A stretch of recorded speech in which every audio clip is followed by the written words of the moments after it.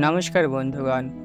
শ্রীকৃষ্ণ শুধুমাত্র একজন দেবতা নন, তিনি আমাদের জীবনের প্রতিটি ক্ষেত্রে একজন সত্যকারের বন্ধু, গুরু এবং পথপ্রদর্শক। আজকের গল্পের মাধ্যমে আমরা শিখব বন্ধুত্বের প্রকৃত অর্থ কী এবং কিভাবে শ্রীকৃষ্ণ তার প্রিয় বন্ধুদের জন্য সর্বদা পাশে থাকতেন। এই গল্পটি আমাদের জীবনের সত্যকারের বন্ধুত্বের মূল্যবোধ শেখাবে। একসময় শ্রীকৃষ্ণের শৈশবের এক প্রিয় বন্ধু ছিলেন সুদামা, যাকে কুচেলা নামেও ডাকা হয়। সুদামা ছিলেন একজন অত্যন্ত দরিদ্র ব্রাহ্মণ। তার সংসার চলত খুব কষ্টে, কিন্তু তিনি কখনোই ধন সম্পদ নিয়ে চিন্তা করেননি।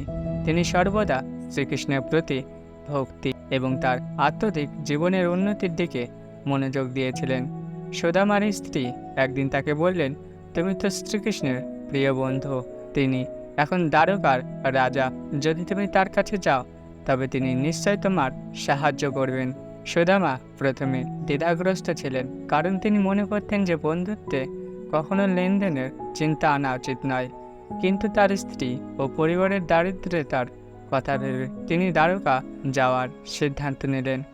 যাওয়ার সময় সুদামা ভাবলেন, শ্রীকৃষ্ণের জন্য তো কিছু উপহার নিয়ে যেতে হবে, কিন্তু আমার তো কিছুই নেই।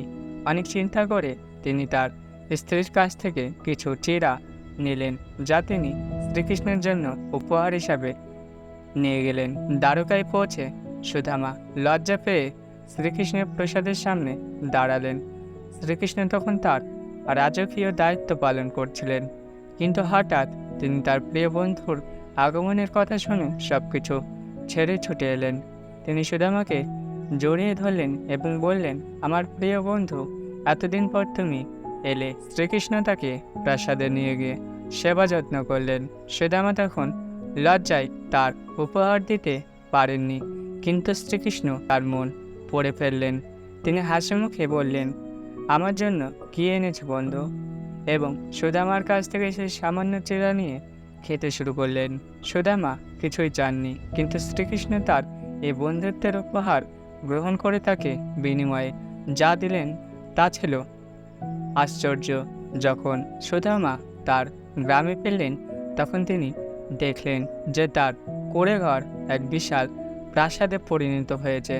তার দরিদ্র সংসার ছিল বিলাসবহুল, কিন্তু সবচেয়ে বড় যে উপহার তিনি পেলেন তা ছিল শ্রীকৃষ্ণের নিঃস্বার্থ ভালোবাসা এবং বন্ধুত্বের স্বীকৃতি।